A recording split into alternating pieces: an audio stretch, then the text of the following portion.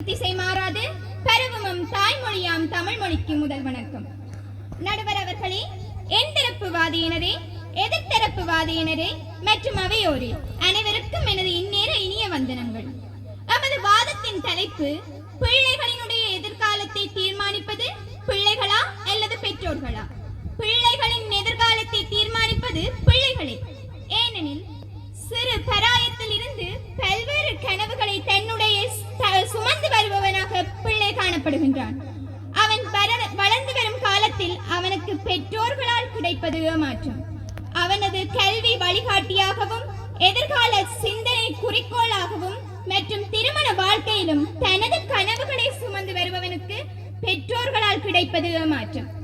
எவ்வாறெனில், ஒரு கல்வியில் பாடத்தெரிவை மேற்கொள்ளும் பட்சத்தில் நான் கலைப்பிரிவுக்குத்தான் செல்ல போகின்றேன் ஒன்று ஒரு பிள்ளை முடிவெடுக்கும் பட்சத்தில் அதை வழிகாட்டும் தண்டவாளமாகத்தான் பெற்றோர்கள் அமைய வேண்டுமே தவிர அதை திசை மாற்றும் நீ விஞ்ஞான பிரிவைத்தான் எடுக்க வேண்டும் என திசை மாற்றி செல்லும் தடைகளாக பெற்றோர்கள் காணப்படக்கூடாது.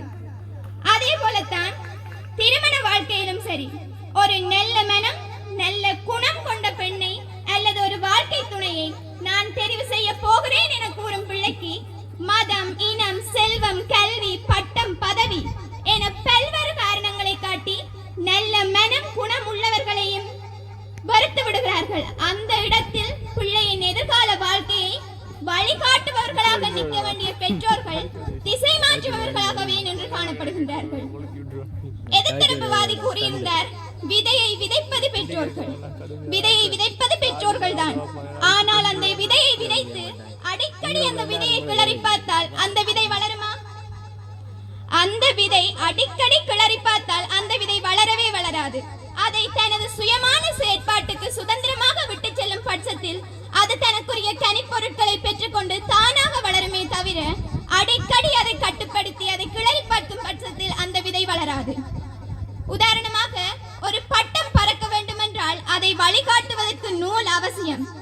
ஆனால் அந்த நூலை மீண்டும் மீண்டும் இழுத்து பார்க்கும் பட்சத்தில் அந்த பட்டம் குத்துக்கரணம் அடித்து கீழே விழத்தான் செய்கின்றது. மாறாக வானை நோக்கி ஒரு நாளும் பறக்காது. அவ்வாறாகத்தான் பெற்றோர்களும் நீங்கள் பிள்ளைகளின் எதிர்காலத்தை வழிப்படுத்தும் வழிகாட்டிகளாக காணப்பட வேண்டுமே தவிர அவர்களது வாழ்க்கைக்குள் உங்களது கனவுகளை புகுத்தி அவர்களது எதிர்காலத்தை மாற்றி அமைப்பவர்களாகவோ திசை மாற்றுபவர்களாகவோ காணப்படக்கூடாது. இவ்வாறான பல்வேறு ஏமாற்றங்களினால் தான் தற்காலத்தில் தற்கொலைகள் அதிகரித்து வருகின்றது. பெற்றோர்கள், பகவத்கீதையில் ஒரு வாக்கியம் உள்ளது, நீ எதுவாக ஆக நினைக்கிறாயோ நீயும் அதுவாகவே ஆகின்றாய். அந்த எண்ணத்திற்கு அமைய பிள்ளைகளும் தமது கனவுகளை தன்னகத்தே சுமந்தவர்களாக காணப்படுகின்றார்கள்.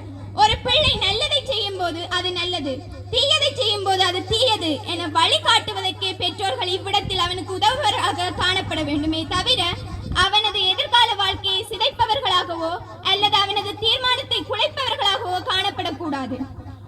ஒரு பறவையானது கடல் தாண்டி பயணம் செய்ய வேண்டும். அவ்வாறு கடல் தாண்டி பயணம் செய்யும் போது கடலில் எங்கே மரம் உள்ளது?